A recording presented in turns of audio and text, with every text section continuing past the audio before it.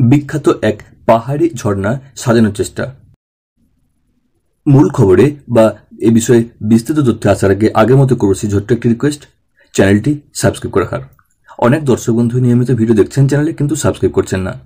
অনুরোধ করব অবশ্যই চ্যানেলটি সাবস্ক্রাইব করে নোটিফিকেশন বেল আইকন অন করে রাখার, তার সাথে ভিডিও লাইক দেওয়ার এবং এ প্রসঙ্গে আপনার মতামত জানানোর নিচের কমেন্ট বক্সে তা লিখে।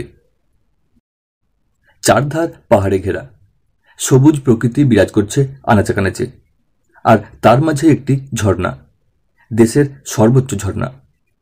বহু উঁচু পাহাড় থেকে নেমে আসা সেই ঝর্ণা দেখতে শুধু দেশ নয়, বিদেশ থেকেও মানুষ হাজির হন। বিভোর হয়ে চেয়ে থাকেন প্রকৃতির এই অপরূপ সৃষ্টির দিকে।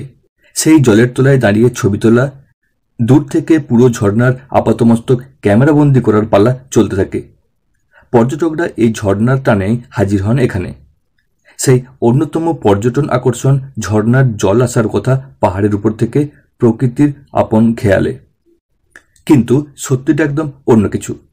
অন্তত এক ব্যক্তি পাহাড়ে উপরে উঠে ঝর্ণার ছবি তুলতে গিয়ে ঝর্ণার জল কোথা থেকে পড়ছে তা দেখে ফেলেন।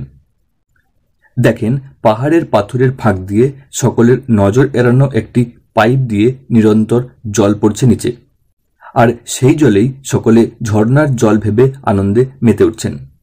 সমাজ মাধ্যমে এই ছবি প্রকাশিত হতেই আলোড়ন পড়ে গেছে চীন জুড়ে। চীনের ইউনতাই পাহাড়ি ঝর্ণা হলো সে দেশের সর্বোচ্চ ঝর্ণা, যা দেখতে এখানে সারা বছর মানুষের ঢল নামে। সেই বিখ্যাত পর্যটন আকর্ষণের ঝর্ণার জল আসলে পাহাড়ের উপরে লাগানো পাইপ থেকে বার হচ্ছে জেনে রীতিমতো ক্ষুব্ধ অনেকেই। যদিও ইউনতাই ট্যুরিজম পার্কের কর্মকর্তারা জানিয়েছেন, ওই পাইপ দিয়ে জল আসলে প্রবল গরমের সময়ের জন্য করা। সে সময় ঝর্ণার জল তেমন থাকে না, তাই পাইপ দিয়ে জল ঢেলে সে সময়ে এই ঝর্ণা দেখতে আসা মানুষের চোখ জোড়ানোর ব্যবস্থা করা হয়েছে।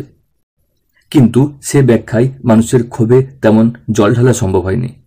সংবাদ মাধ্যম বিবিসিতে প্রকাশিত এই খবর বিশ্বজুড়ে আলোড়ন ফেলে দিয়েছে এবং বহু সংবাদ মাধ্যমে এই খবর প্রকাশিত হয়েছে।